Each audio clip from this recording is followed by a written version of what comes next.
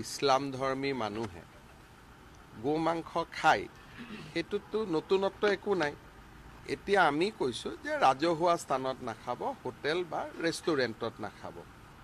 এতিয়া ইয়াত নতুনত্ব কি আছে? ৰকিবুল হুছেইন ডাঙৰীয়াই কৈ আছে যে চামগুৰিত মুছলমান মানুহে গো মাংস খালে। এতিয়া সেইটো মই খাইছে নাই খোৱা, এতিয়া মই গৈ কেনেকৈ তাক ইনকুৱাৰী কৰিব পাৰোঁ? সেইটো ৰকিবুল হুছেইনে ইনকুৱাৰী কৰিব পাৰে, তেওঁৰ সমষ্টি।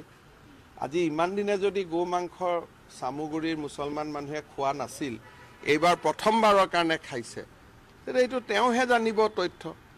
তেওঁ ইনডাইৰেক্টলি এইটোৱে কৈছে যে চামগুৰিত আগতে মই গো মাংস বিলায়ে জিকি আছিলোঁ। তেওঁ সেইটোৱে কোৱা নাই জানো?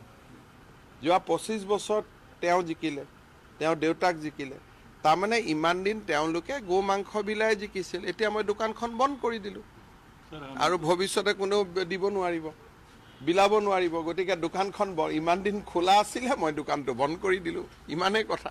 প্ৰথম কথাটো হ'ল যে অসমৰ ইছলাম ধৰ্মী মানুহে গো মাংস খায় সেইটোতো নতুনত্ব একো নাই। এতিয়া আমি কৈছোঁ যে ৰাজহুৱা স্থানত নাখাব, হোটেল বা ৰেষ্টুৰেণ্টত নাখাব। এতিয়া ইয়াত নতুনত্ব কি আছে? ৰকিবুল হুছেইন ডাঙৰীয়াই কৈ আছে যে চামগুৰিত মুছলমান মানুহে গো মাংস খালে। এতিয়া সেইটো মই খাইছে নাই খোৱা, এতিয়া মই গৈ কেনেকৈ তাক ইনকুৱাৰী কৰিব পাৰোঁ? সেইটো ৰকিবুল হুছেইনে ইনকুৱাৰী কৰিব পাৰে, তেওঁৰ সমষ্টি। আজি ইমান দিনে যদি গো মাংস চামগুৰিৰ মুছলমান মানুহে খোৱা নাছিল, এইবাৰ প্ৰথমবাৰৰ কাৰণে খাইছে, তেতিয়া এইটো তেওঁহে জানিব তথ্য। তেওঁ ইনডাইৰেক্টলি এইটোৱে কৈছে যে চামগুৰিত আগতে মই গো মাংস বিলায়ে জিকি আছিলোঁ। তেওঁ সেইটোৱে কোৱা নাই জানো?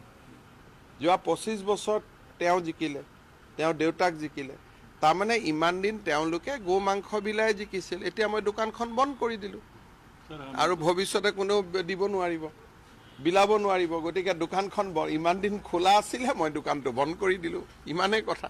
প্ৰথম কথাটো হ'ল যে অসমৰ ইছলাম ধৰ্মী মানুহে গো মাংস খায় সেইটোতো নতুনত্ব একো নাই। এতিয়া আমি কৈছোঁ যে ৰাজহুৱা স্থানত নাখাব, হোটেল বা ৰেষ্টুৰেণ্টত নাখাব।